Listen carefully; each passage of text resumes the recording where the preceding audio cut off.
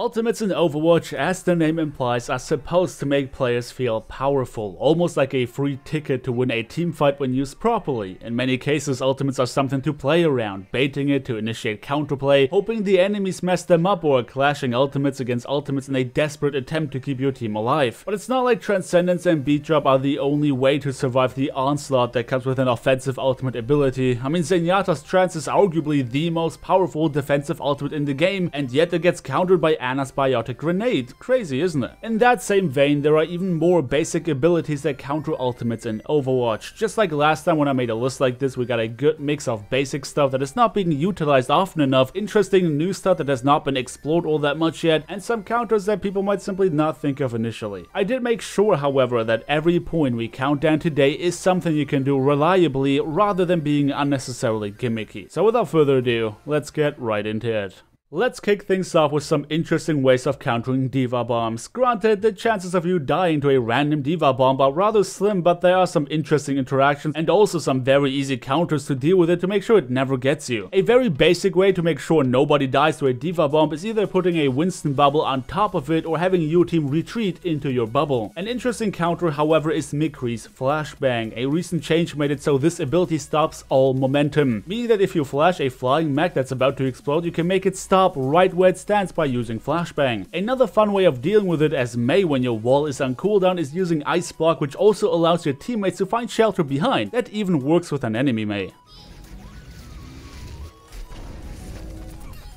GRAVITON Surge is an extremely powerful ultimate that in many cases can be dealt with by using Mei's Wall. Who thought that summoning a piece of terrain could come in handy, eh? Here's an interesting side note: a nano boosted Dragon Strike out-damages Zenyatta's Transcendence, and obviously your wall is not going to be very helpful for a combo like that.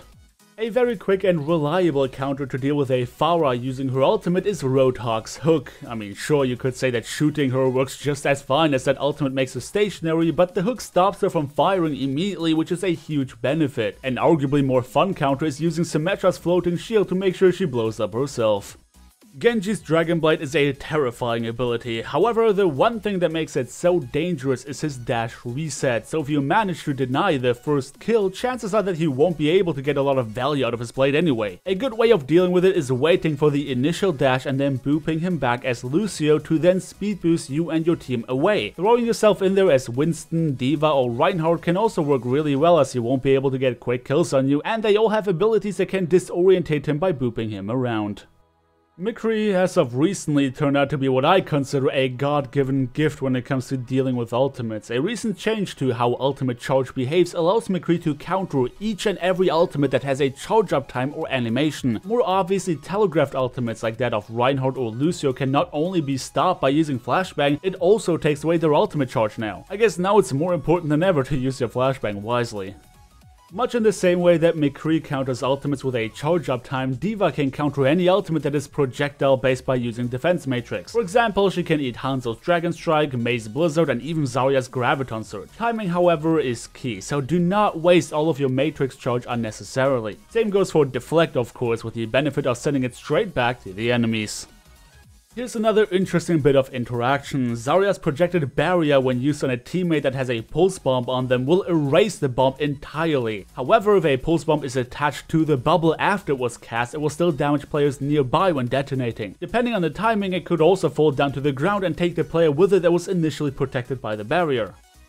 As we found out earlier, Mei's Ice Block can function as cover for teammates to hide from a D.Va bomb. Similarly to that, it will block a good chunk of Reaper's damage when using Death Blossom, but obviously he is still able to possibly Beyblade around you, so be aware of that. A little note on the side: you can free your teammates from a Junkrat trap by putting a Mei wall below them. I guess you could say that's a pretty cool solution for a clingy situation. A change that has been made to Reinhardt's ultimate a while ago allows you to literally out-jump it. Genji, for example, can double jump to avoid it, and any other hero with enough mobility can do the exact same thing. Now this one is what usually surprises people the most when I talk about it, though I am fairly certain that it's becoming more common knowledge given that I also mentioned it in a recent video. You can counter Transcendence and Beat Drop with a Winston barrier. Who thought that we start as well as end off on a Winston bubble? Players stuck under Winston's barrier will not get the benefit of a Transcendence or Beat Drop when it comes from the outside. And using Trans or Beat Drop inside a bubble obviously means that teammates outside of it won't get the benefit either. But this wraps up today's list of 10 basic abilities that can counter ultimates in Overwatch, as well as some good to know bits of info that you may or may not have known before. If you enjoyed this video, then do let me know by dropping me a like on your way out, and I'm sure you'll also like my video talking about 20 things that Overwatch does not teach you, so feel free to check that out if you got some time to spare. But until then, thank you all so much for watching, have a wonderful day, and I hope to see you all next time.